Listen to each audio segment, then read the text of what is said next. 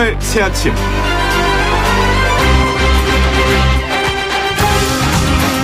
불타는 금요일이라는 말이 있습니다. 주 5일 근무가 정착되면서 한 주간 열심히 일한 근로자들이 5일째 되는 금요일 저녁 긴장을 풀고 스트레스를 뜨겁게 날려버리라는 걸 말하는 거죠. 이렇게 뜨겁게 불타는 금요일에는 맥주나 소주 등이 많이 소비되기 마련인데요. 그동안 한국에서는 일본 맥주가 엄청난 인기를 끌었다고 합니다.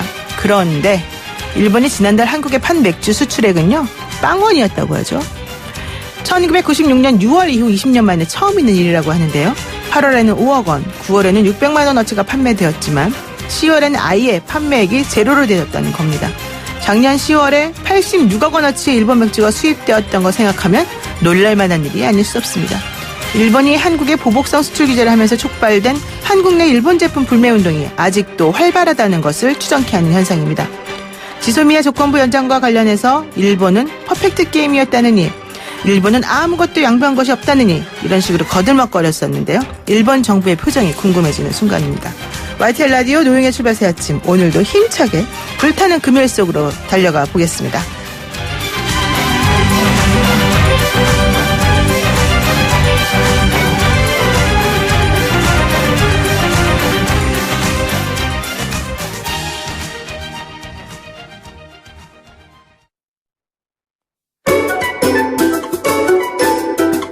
출근길 뉴스 정리해주는 친구 뉴스봇.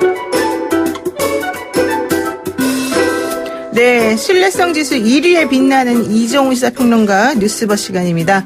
평론가님 안녕하세요. 네, 안녕하세요. 어제요, 북한이 또 방사포를 쐈습니다. 예. 미국도 최근 이에 대해서 정찰을 강화했다, 이런 소식도 있고요. 네, 그렇습니다. 어제 오후 4시 59분쯤 함경남도 연포 일대에서 동해상으로 이 초대형 방사포로 추정되는 단거리 발사체 2발을 쏜 거죠. 지난달 31일 평안남도 일대에서 이제 쏘고 나서 28일 만이고, 지난 23일 서해 그 북방 한계선 인근 창린도에서 해안포 사격을 또 하기도 했잖아요, 최근에. 네. 이런 속에 그제 그 미군의 리벳 조인트 정찰기가 서울과 경기도 일대 상공을 비행을 했답니다. 어제는 미국 공군 소속 E-8C 한 대가 이 한반도 상공에서 작전 수행을 했고, 미국 해군 소속 정찰기 EP-3E도 역시 마찬가지. 이 감시 활동을 강화한 이유가 그래서 뭐냐? 이게 관심이 좀 모아지고 있는데, 네. 통상적으로 보면 군사 위성으로 뭔가 포착하고 나면 그다음에 정찰기 보내잖아요. 네. 뭐 그런 이제 순서 같아요. 그래서 뭔가 좀 포착을 한 것 같다, 이런 얘기고요. But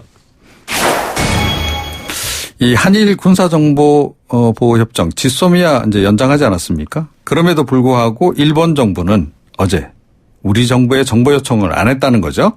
또 우리 정부보다 1분 빨리 미사일 발사 사실도 알렸습니다. 더군다나 방사포가 아니고 탄도미사일로 규정을 했고, 네. 국제사회의 심각한 도전이다, 이렇게 아베 총리까지 나서서 비판을 했습니다. 이게 또 왜 그럴까? 네. 한국보다 더 정확한 독자 정보 능력이 있다는 것을 보여주려고 하는 의도 아니냐. 네. 그리고 향후 이제 한일 협상이 있을 텐데 이와 관련해서 이 지소미아 카드의 영향력 축소 차원 아니냐. 네. 이런 분석이 나오고 있습니다. 근데 사실 일본은 참 읽기가 쉽다. 그렇죠. 사실은 그렇습니다. 의도가 뭔지 너무 우리가 딱 뻔히 보인다. 그렇습니다. 이런 생각이 드네요. 습관도 우리가 딱 파악하면 되는데. 네. 그렇습니다. 자, 그리고 두 번째 이슈는 뭡니까? 어제 한일 과장급 대화가 시작이 됐습니다.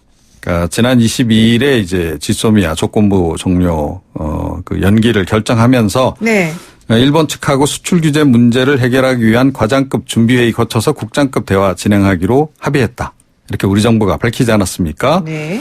자, 6일 만인 어제 이제 수도권 모처에서 우리 산업통상자원부하고 일본 경제산업성 과장이 만났고, 이 국장급 대화의 시기, 장소, 의제, 일정 조율, 이런 것들을 진행한 것으로 알려지고 있습니다.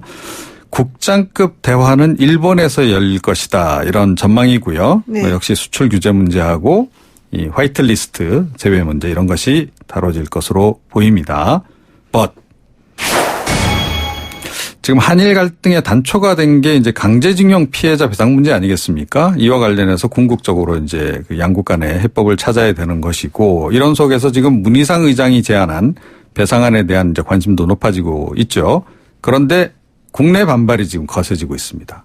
국내에서 이게 의견 통일이 과연 될까? 이게 좀 약간 걱정인데요. 네. 예, 문 의장이 특별법 발의를 이제 준비 중인 가운데 강제징용 피해자 단체하고 시민사회단체들은 이게 반인권적, 반역사적 법안이다라고 반발을 하고 있고 정의당도 가세를 했습니다. 역사적 책임과 반성이 누락됐다. 철회하라. 예, 이 문제 좀 내부적으로 또 해결해야 될 일이 생겼네요.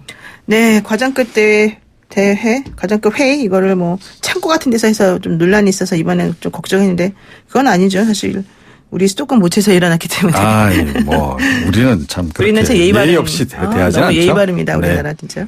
자, 그리고요. 세 번째. 이거 좀 요즘 심각해진 것 같아요. 백원효 전 청와대 민정비서관이 별도의 감찰팀을 가동했다. 이런 의혹이 있네요. 네, 그렇습니다. 김기현 전 울산시장에 대한 청와대 하명 수사 논란이 지금 일고 있죠. 네. 이런 가운데 백 전 비서관은 민정수석실에는 각종 첩보와 우편으로 수많은 제보가 집중된다.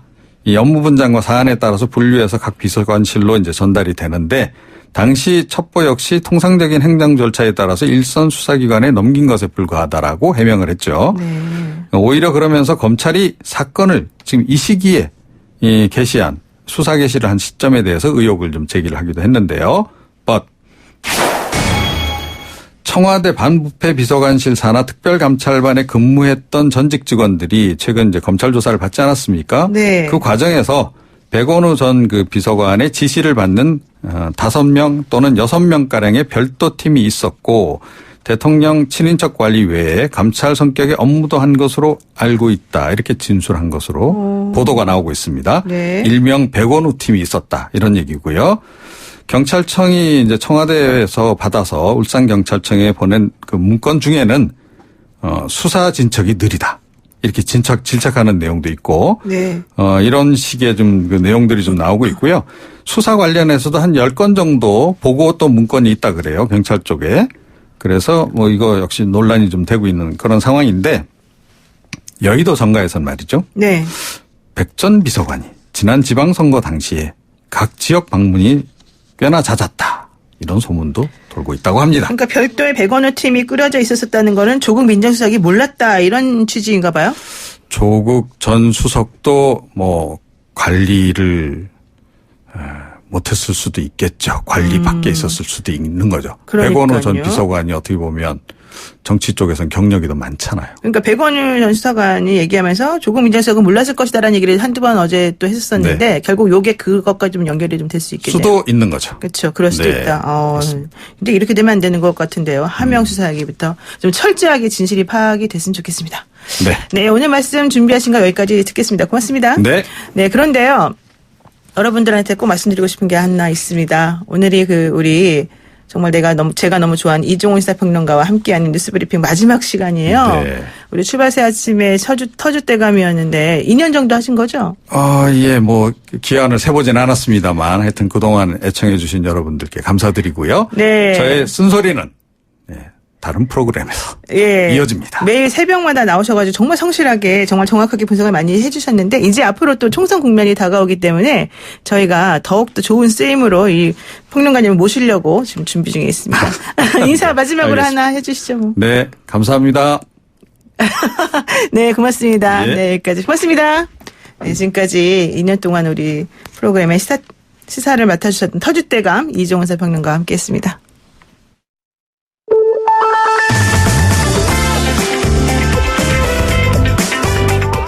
영희와 함께하는 슬기로운 출근길 노영희의 출발 새 아침은 청취자 여러분과 함께 만들어갑니다. 짧은 문자 50원, 긴 문자 100원에 유료 문자 샵 0945 우물정 0945로 문자 보내주시거나 유튜브 보이는 라디오 댓글창 YTN 라디오 어플리케이션 예스를 통해 여러분의 목소리를 들려주세요. FM 94.5MHz YTN 라디오 노영희의 출발 새 아침 잠시 후 계속됩니다.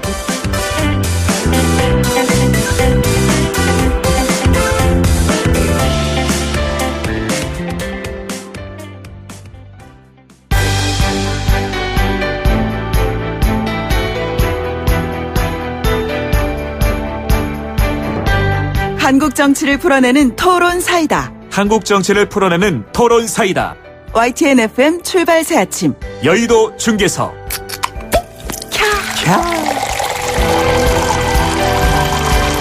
한국 정치를 풀어내는 토론사이다. 여의도 중개사업 시간입니다. 여의도 정치 상황을 누구보다도 정확하고 명쾌하게 분석해 주실 두 분 함께하죠.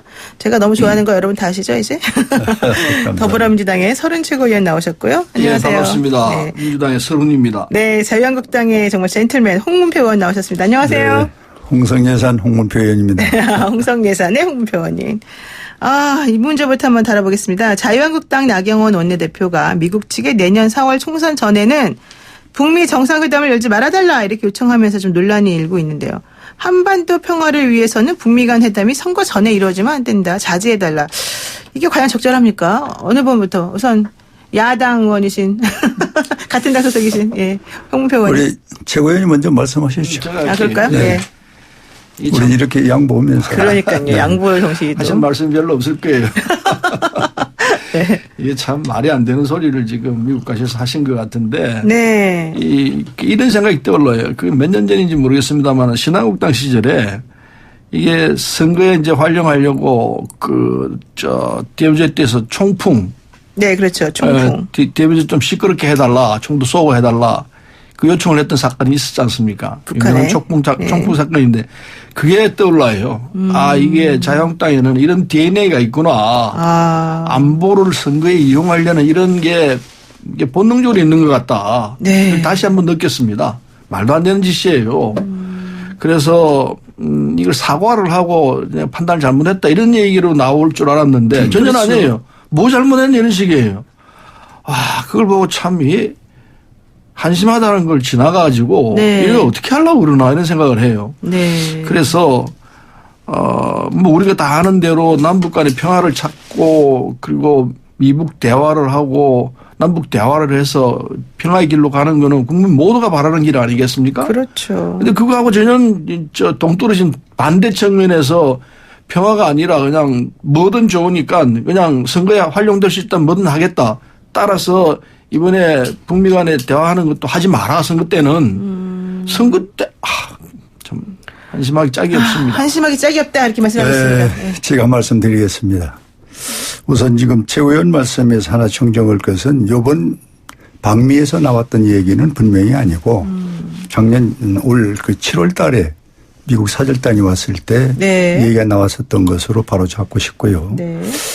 이 문제는 국민이 볼 때는 찬반의 문제가 있을 수 있고 우리 당을 이끄는 지도자나 당직자는 이 얘기를 당연히 할 수가 있습니다. 왜 그러냐면은 제가 작년 지방선거 하루 전날 바로 이 트럼프와 김정은이가 싱가포르에서 만났지 않습니까? 네. 그때 이 문재인 대통령하고 김정은의 만남도 우리 모든 관심을 가져야 되고 세계적인 눈이 집중하는데 이건 상상을 못하는 김정은이 트럼프 만나는 데 대해서 국민과 세계의 눈은 전부 이 두 사람에게 쏠려 있었습니다. 네. 그런데 하루 전날이기 때문에 선거 전날 이 국민의 마음이나 또 온 세계의 눈이 그쪽에 집중되니까 한국의 선거에 대해서는 관심이 없었어요. 제가 마침 그때 당시에 사무총장을 했기 때문에 이 사건에 대해서 잘 아는데 저는 그때 문재인 대통령이 이 선거 전날 이 세계의 이 만남이 이루어진다면은 네. 저는 우리 대한민국의 선거가 바로 내일이니까 좀 다음 날짜 했으면 좋겠다 하는 것이 난 국민을 대한 그런 대통령의 도리였다는 생각을 갖고 네. 그때 당시에 이게 얼마나 큰 파장이었냐면은 사전 선거 제도가 있습니다. 그래서 우리 당에서 아는 분들을 사전에 내일 선거니까 좀 미리 나가서 투표를 해달라 이렇게 했을 때 이 세기의 트럼프와 김정은 이 만남을 보고 그리고 그 후에는 일주일 후에 러시아에서 월드컵 축구대회가 있었습니다. 네. 이 두 개의 모두가 국민들이나 선거 유권자들이 올인하다 보니까 네. 선거가 사실은 일방적으로 치러지다시피 했어요. 왜 그러냐. 두 사람이 만나는 거는 핵폐기였거든요. 그런데 핵폐기는 그만두고 오늘의 현실은 핵은 없어져 버리고 이제 평화 얘기를 하고 있는 이 상황에서 네, 그게 더 좋은 거 아니에요? 혹시 평화 얘기? 아니 물론이죠. 혹시 이번 선거에서도 내년 선거에서도 지난번 지방선거 하루 전날 두 분이 만났던 것 같이 네. 뭐 주변에 일본도 끌어들이고 중국 뭐 미국 뭐 북한 이렇게 해서 뭐 제주도나 그렇지 않고 또 뭐 요 판문점에서 지난번 같은 그런 연출이 또 된다면은 네. 이게 선거가 제대로 되겠느냐 이런 염려의 얘기에서 예. 나온 것이 나경원 대표의 진정성 있는 얘기다. 이렇게 좀 받아주시면 네, 그런데 좋겠습니다. 저는 이게 또 궁금해요. 안상수 의원도 사실은 주한 미 대사 해리스에게 총선에 영향을 주는 이 북미 정상회담 개최는 바람직하지 않다 이런 말을 또 했다는 겁니다. 그 얘기는 결론적으로는 한국당에 있는 많은 분들이 총선 전에는 북미 회담이 열리지 않기를 직접적으로 미국 측에 얘기를 했다는 건데 이 말을 듣고 해리스 대사가 문재인 대통령 주변에는 종북 좌파만이 있나요? 뭐 이런 식으로 또 반응을 했다는 겁니다. 이게 과연 올바른 걸까요? 글쎄 한 꼭지 한 꼭지를 이 시간에 다 제가 뭐 답변이라 해명하고 싶지는 않습니다만은 네. 어쨌든 과거에 아까 최고위원 얘기대로 북풍이라는 것이 선거 때 있었고 또 그것이 잘못해서 악영향을 미쳤던 것도 있었고. 그리고 한나라당 새누리당에서 이용했던 거잖아요. 그때 당시에. 그때 네. 이용했었다라고 우리가 역사적으로 뭐 볼 수도 있는데 네. 지난번 그 김정은이와 이 소위 트럼프는 바로 이 북풍에 이게 아주 크나큰 화답을 받은 것이고 네. 또 이것을 만약에 내년 선거에서 이용한다면은 안 된다는 것인데 제가 주장하는 것은 핵폐기에 우리가 원점이 있었는데 지금은 어느 날인가 핵폐기는 없어져 버리고 평화로 가버렸어요. 아니, 평화 반대할 사람이 누가 있습니까? 아니, 이것이 지금 변절되고 있는 국제 간의 상황이기 때문에 저는 대한민국이 원하는 거는 평화도 좋지만은 북한의 핵폐기입니다. 네. 어제도 쏟았잖아요. 일단 오늘 아침에 혼자 다 하시려니까. 어쨌든 평화를 통해서 핵폐기가 이루어지는 거니까요. 네네. 근데 우리 국민들은요, 이게 이제 안보나 이런 상황을 이용해서 선거에서 어떻게 해보겠다는 이 떠난 지 오래예요. 그 생각은 너무 구태스럽다. 넓은 생각이고 그걸 떠나서 오히려 평화와 이 북핵 폐기에 적극적인 자세를 나갈 때 국민들이 그걸 지지하고 표를 줄 거라 생각합니다. 네. 그래서 이런 이제 과거에 하던 이런 이 생각들은 좀 뿌리를 뽑았으면 좋겠어요. 자유한국당은 아직도 옛날 생각에 벗어나지 못하고 있다고. 그래서 내가 과거 신한국당이 DNA라는 얘기까지 했습니다. 좀 바꾸긴 했습니다. 네. 예. 남아있는 것 같아요. 피 속에. 말은 그렇게 하면서 실질적으로는 지난번 저희 지방선거 하루 전날 두 사람이 만난 것은요.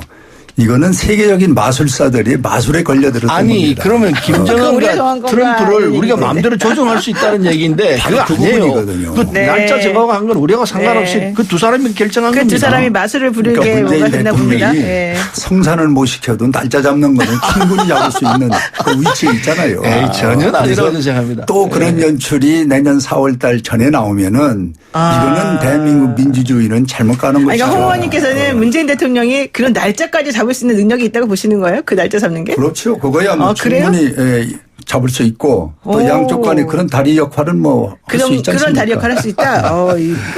대통령께 한번 여쭤보고 잘못 싶은 알고 마음입니다. 계시는 걸로 저는 알고 네, 있습니다. 거기까지 예. 정리하고요. 자, 두 번째 이슈 한번 여쭤볼게요. 선거법 개정안이 본회의에 이제 자동 부의가 됐는데요. 문희상 국회의장이 맘만 먹으면 언제든지 이제 본회의에 상정하면서 표결이 가능하게 됩니다. 여당은 연동형 비례대표제가 유지되면 의석수 조정 협상에서는 자유한국당 입장을 반영할 수 있다 이렇게 얘기하고 있습니다만은 한국당에서는 그래도 우리는 아니다 했습니다. 한데 또 한국당도 조금 기류가 무조건 반대하지 말고 뭐 좀 하자 협상하자 이런 얘기가 나온다고는 해요. 이거 어떻게 지금 상황이 돌아가고 있는 겁니까? 아니 이건요. 네. 선거법이라는 건 역대 항상 협상을 해왔습니다. 지금 선거 며칠 남았습니까? 그러니까 지금은 열심히 협상을 해야 할 때입니다. 근데 지금 아시다시피 한기환 대표께서 지금 단식을 하고 지금 병원에 계시는데 네. 이런 상황에서는 아마 제가 돼도 자유한국당 입장에서는 마음 놓고 협상하기가 쉽지 않을 거예요. 그러니까요. 당대표가 지금 병원에 있는데. 그래서 근본적인 문제부터 해결해야 첫째는 한기환 대표가 빨리 이 국회로 돌아오셔서 협상을 해라. 이 말씀을 하셔야 돼요. 아니 선거법 협상 안 하고 어떡하겠다는 겁니까? 네. 이 민주당은 의석수 손해볼 각오를 하고 있습니다. 왜?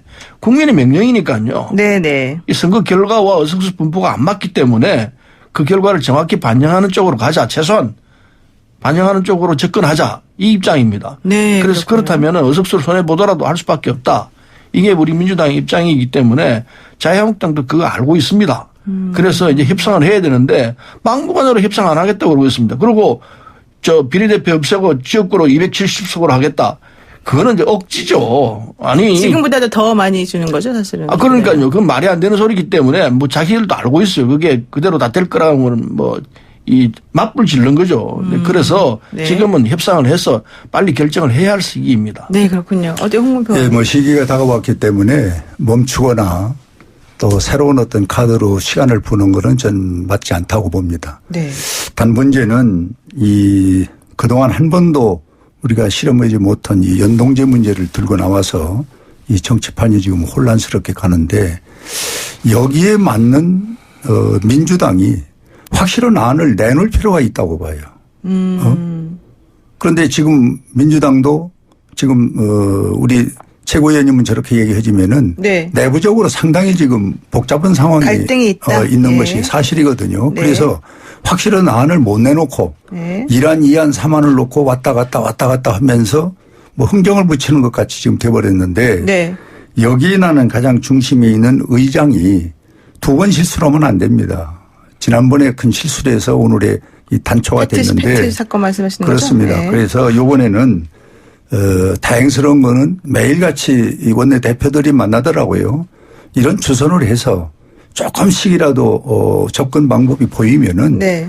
그 다리를 놔주고 이렇게 해서 지난번의 실수를 의장이 좀 이번에는 합의할 수 있는 데까지 끌어내주는 이런 노력이 지금으로서는 최선의 방법이 근데 아니냐. 민주당에서는 지금 225대 75석 이런 식으로 내놓은 거 아니었나요? 그게 이번에 얘기된 걸로 알고 그거를 있는데요. 어제도 네, 네. 내가 마침 대변인 나누시는 분이 있어서 민주당 안이 뭐냐 네. 이런 얘기를 해보니까 네.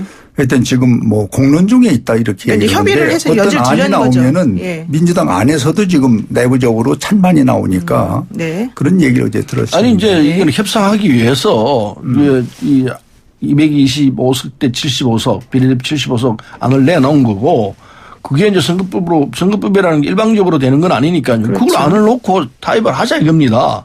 타협하자는데 지금 자유한국당이 타협이 안 되는 상황이에요. 대화 안 하겠다 그러고 뭐 자기들 어서 270석 비례대표 없애는 안으로 가자.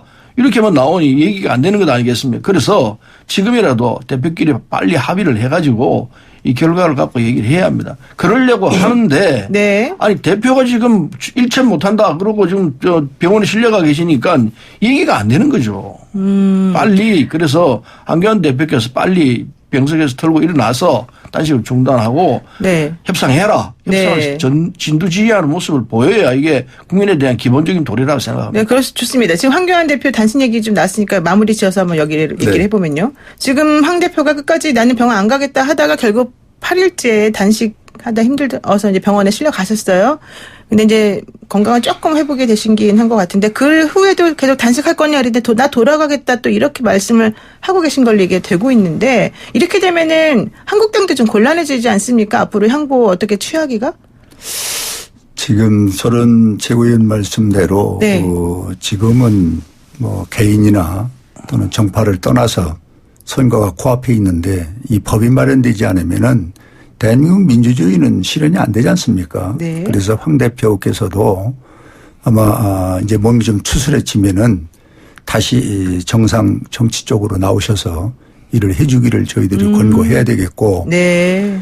또 그분의 심정은 이미 목숨 걸고 단식 투쟁에 들어갔기 때문에 네. 그 의지는 저는 변함이 없으리라 이렇게 생각을 합니다. 네, 그러나 그렇군요. 매일같이 원내대표들이 만나고 있고 네. 또 서로가 절실한 걸 알고 있기 때문에 저는 이번에는 시간이 없어서 잘 될 수 있는 어떤 돌파구가 네. 극적으로 이루어지지 않겠는가 이렇게 희망적으로 생각합니다. 그렇군요. 우리 서른 의원님 마지막. 우리 홍 의원께서 그렇게 말씀하시니까 저도 그렇습니다만은. 할 말이 없죠. 근데 네. 이 단식은요 처음 할 때 참 힘들어요. 아마 제가 알고 있기로는 우리 황교안 대표께서 이 병원에 어떻게 가보신 적이 있는지 모르겠습니다만 이런 정치적인 이유로 투쟁적 의미에서 단식한 건 처음이실 텐데 그렇죠. 이 사람 몸이 처음 할 때가 제일 힘들어요. 그리고 이게 이제 익어지면은 몸이 이제 반응을 하면서 적응을 하는데 아마 지금 처음 해보는 단식이라서 아주 상당히 힘들 거예요. 더군다나 겨울이고 단식은 여름에 해야 되거든요. 겨울이고 그리고 나이도 있고 그래서 여러 가지로 힘들 텐데 잘못하면 큰일 나요. 그래서 이 무리하시면 안 되고 빨리 그 회복하셔서 네. 그 협상에 나서라고 그 얘기를 하셔야 돼요. 김성만님이라는 분이 2번은 더 힘들어요. 이렇게 말씀해 주셨습니다. 네, 일단 여기까지 1부 마치고요. 잠시 2부에서 더 뜨거운 토론으로 두 분과 함께 돌아오겠습니다. YTN 뉴스 FM 노영희 출발새 아침 2부 시작했습니다. 여의도 중계사 더불어민주당 서른 최고위원 자유한국당 홍문표 의원과 함께하고 있는데요. 1부에서 아주 뜨거운 토론이 이어졌습니다. 황교안 당대표 단식과 그리고 미국 측의 북미 정상회담을 조금 늦게 열어달라고 얘기했던 한국당 의원들에 대한 얘기까지 나눠봤는데요. 이번에는 청와대 하명 수사 의혹에 대해서 한번 얘기해 보겠습니다. 문재인 대통령의 오랜 친구인 송철호 울산시장 당선을 위해서 경쟁 후보인 김기현 전 울산시장 관련 비위 첩보를 경찰에 제공하도록 했다. 청와대 라인에서 이건데요. 과연 이게 가능한 건지 정말 맞는 말인지 이게 울산경찰청장이 알아서 한 거 아니냐 뭐 이런 얘기가 나오고 있거든요. 자, 어느 분이 먼저 한번 얘기해 주실까요? 제가 먼저 얘기하겠습니다. 네, 이번에는 홍 의원님. 예, 이 문제는 참 아픈 얘기입니다. 그렇죠. 청와대 그리고 경찰청 또 울산 경찰청장은 처음에 열흘 우리가 보름 또는 일주일 전에 이 얘기가 나왔을 때 마치 울산 청장이 뭔가 해서 이 얘기가 이렇게 세상에 알려진 것 같이 됐는데. 네, 황운하 청장이었죠. 네, 황운하 청장. 그런데 이제 시간이 가니까 청와대 하명했었다는 것이 사실로 드러나고 경찰청장도 몰랐다고 한 것이 결국 이제 알게 됐고 그리고 황운하 청장이 얘기한 건 전부 거짓말이 돼버리고 이게 이제 현실이 돼버렸어요. 의혹 수준 아닙니까 아직까지는? 물론 의혹이죠. 그러나 우리가 언론을 그리고 또 진행되는 수사를 전혀 부정할 수는 없지 않습니까? 네. 우리 국민이 알 수 있는 거는 언론과 그리고 수사를 우리가 보고 알 수 있는 건데 그럼 예를 들어서 조국 씨 문제만 하더라도 처음에 뭐 가족 문제 펄펄 뛰고 대통령도 방어를 하고 당에서도 민주당에서 방어하고 했는데 결국은 줄줄이 다 구속돼 있잖아요. 그리고 지금 와서는 뭐냐. 재판에서 이야기를 하겠다. 그 얘기는 누군 못 옵니까? 이렇게 사실이 명명백백한 거를 자꾸 시간을 끌면서 처음에는 수사 이거 안 되는 것이고 또 뭐 기소도 안 되는 것이고 구속도 안 된다고 했다가 구속되니까 재판하겠다. 네. 이런 변명은 저는 통하지 않는다고 보고 네. 이번 이 사건은 조국 사건보다 더 큰 사건이다. 조국보다 더 크다? 그렇습니다. 게이트급이다? 네. 거기다가 또 부산 부시장 사건이 겹쳐 있기 때문에 네네. 우리 국민들로서는 참으로 있을 수 없는 일이 또 벌어진다는 염려 우려를 하고 있다. 이렇게 생각을 합니다. 그렇게 말씀하시네요. 네, 뭐 네. 야당이 그렇게 얘기하는 건 뭐 사실 부풀려 가지고 하는 게 지금까지 해왔던 방법인데 조국 사건만 하더라도 지금 재판에서 어떻게 나올지 봐야 합니다. 무죄 가능성은 얼마든지 있고 재판에서 무죄되는 사례가 수도 없이 있습니다. 이 사안도 그렇게 봐야 될 가능성이 있다 보고 뭐 그건 차치하고 이게 조국 사건하고 연결되어 있다고 봅니다. 사실은. 왜? 검찰이 하고 있는 게 지금까지 무슨 뭐 하더라. 뭐 검찰에서 이런 발표가 있었다 하더라. 다 이런 식이에요. 제대로 된 내용 가지고 따지는 건 하나도 없어요. 근본적인 것은 이 청와대에는 수도 없이 많은 이 사건 내용들이 올라옵니다. 그러면 청와대에서는 보고 그거를 경찰이나 검찰로 이첩할 수밖에 없습니다. 그걸 그 수많은 사건들 다 그럼 함행이라고 그럴 겁니까? 그리고 기본적으로 이 김기현 이 울산시장 건은 오래전부터 얘기가 있었어요. 비리가 있다. 그래서 이거는 선거 전부터 이게 경찰에서 보고 있던 사안이에요. 소위 내사중인 사건들이었습니다. 네. 그걸 이런 사건들이 있다고 첩보가 올라가니까 청와대 쪽에서는 그럼 그걸 수사해라. 기관에 넘길 수밖에 없습니다. 왜? 검찰에서 민정에서는 청와대 민정에서는 시장에 대해서는 그게 감찰할 권한이 없어요. 감찰이 있으면 직접 감찰을 하겠지만 권한이 네. 없으니까 네. 경찰이나 검찰로 이첩할 수밖에 없습니다. 당연한 절차고 과정이에요. 그게 무슨 잘못된 게 있느냐. 네. 그걸 막 뒤집어 가지고 이거는 거꾸로 청와대에서 하명한 거다. 이렇게 몰아가면은 청와대에 있었던 그 수많은 그런 집이 다 함영이란 말입니까? 그래서요. 지금 이제 문제가 되고 있는 게 백원일 전 민정비서관의 지시를 받는 5, 6명가량의 별도 팀이 있었다는 식으로 청와대 반부패 비서관실 산하 특별감찰반 직원들이 얘기를 했단 말이에요. 전직 직원들이. 이 얘기는 하명 수사가 있었던 것으로 보이고 그 총괄이 백원일 팀이었다는 식으로 지금 읽혀져요. 그러면 또 조국 전 수석은 그 당시 이걸 잘 몰랐을 수 있다라고 하는 또 생각도 조금 들긴 드는데 그럼에도 불구하고 백 원장이 뭐라고 얘기했냐면요. 없는 의혹을 만들어 논란을 벌인 게 아니다. 경찰이 청와대로부터 이첩받은 문건의 원본을 공개하면 된다. 이거는 검찰이 우리를 정치적으로 의도를 가지고 뭔가 좀 폄훼하려는 거다. 이런 얘기 좀 하고 있단 말이죠. 이거 어떻게 보세요? 이게 이제 뭐 다 아시는 얘기입니다만은 청와대라는 곳에 대한민국 움직이는 걸 다 볼 수 있죠. 그러나 하명이 있고 조직적으로 이걸 의뢰를 해서 절차를 밟는 것이 있는데 네. 사실 이 선출직은 손대면 안 되거든요. 네. 그런데 지금 선출직에 손대서 그것도 선거 딱 3개월 남겨놓고 그렇죠. 그리고 그날 후보 결정하는 날 바로 이제 수색이 들어갔는데 이게 남구구청장까지 해서 6명을 일제 수사에 들어가서 수색을 다 한 겁니다. 네. 그런데 지금 결과는 전부가 무죄 아닙니까? 대한민국 법이 이렇게 잘못된 겁니까? 저는 법이 손을 댔다가도 이 판결이라는 부분이 결론이 이렇게 나오면은 네. 좀 더 이 문제에 대해서 신사숙고한 답변을 해야지 지금도 이 조국 사건처럼 전혀 청와대는 몰랐다. 그냥 당연한 일을 했다. 그리고 검찰은 또 경찰은 몰랐다. 그런데 9번씩 지시하고 주고받은 문건이 지금 나오고 있는데 이걸 부인하면은 국민 누가 이걸 신뢰를 하겠어요. 그래서 나는 이 부분은 하다가 네. 어떻게 정치적으로 이 문제가 잘못됐다라는 어떤 그런 어떤 방법을 찾아서 이 국민들에게 도리를 해야지 이걸 전면 부정하고 이걸 부인해버리면은 네네. 그러면 그동안 수사하고 언론에 난 거는 전부 이게 거짓말입니까? 특별감찰반의 전직 직원들이 모두 양심선언 비슷하게 얘기를 하고 있는 건데 이걸 왜 부인하느냐. 정확하게 사실을 밝히는 게 필요하지 않겠냐. 지금 이런 얘기신 것 같아요.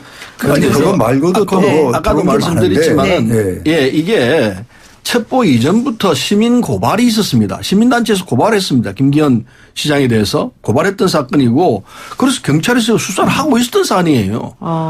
그런 건데 청와대에서 하명해가지고 했다 하면 얘기가 안 되는 얘기입니다. 처음 단초가 청와대가 아니라는 거죠, 지금. 청와대에서부터 시작된 게 아니고 경찰 내에서 이걸 갖고 있던 사안이었고 그리고 네. 시민단체에서 이걸 수사를 하라고 제보를 했고 그게 이제 청와대로 올라가니까 청와대에서 그럼 이건 이런 조사해봐라. 문제가 있으니까 이첩을 해서 당신들 조사를 하시오 이렇게 된 거예요 이게. 그런데 선우가 이렇게 돼 있는데 그걸 뒤집어가지고. 지금 잘못하신 게 있는데 우리가 내가 행안위원회인데 지난번에 검찰총장 민청장한테 이걸 물어봤어요. 네. 지금 말씀한 거를. 민감용 경찰청장에게. 전혀 네. 모른다고 그래요.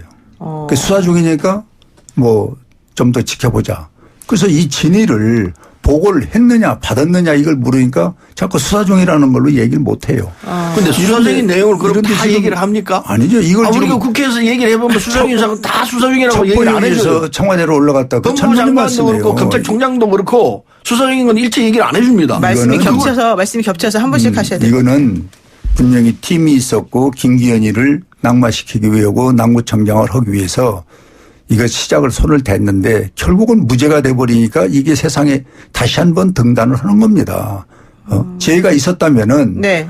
6명이 누구 한 사람이라도 구속이 돼서 거기서 재판을 받은 결과가 나올 텐데 6명 전부가 다 전부 범법자로 몰아 더 선고는 치르고 본인들은 떨어지고 그리고 지금 와서 재판의 결과는 무죄고 이건 누가 이해하지 않고 이걸 이상하게 보지 않을 사람이 누가 있습니까? 근데 그 결과는 나중에 다시 또 봐야 한다 생각하고요. 그렇게 하면 안 6명하고 6명하고 무슨 상관인지 모르겠습니다. 재판 결과 청와대 나온 내에는 거를 나중에 뜯어본다면 네, 네. 민정 내에는 얘기 그런 좀 팀도 보고. 있을 수밖에 없고 네. 수도 없이 많은 내용들을 다 분석해가지고 정리해가지고 이걸 이첩을 할 수밖에 없기 때문에 팀은 있는 건 사실입니다. 있어야지 어떻게 그럼 그 수많은 그 내용들을 그냥 그대로 기계적으로만 넘겨주겠습니까? 정리를 해가지고 가닥을 쳐가지고 이건 이쪽으로 보내고 저쪽으로 그 팀들이 있다는 건 사실인데 그게 무슨 팀이 문제입니까? 아니 공식적인 청와대 팀이 아니라 비공식 팀이라는 겁니다. 그래서 네. 문제가 있는 거예요. 네. 왜 비공식 팀을 가집니까? 정정당당한 팀을 하지.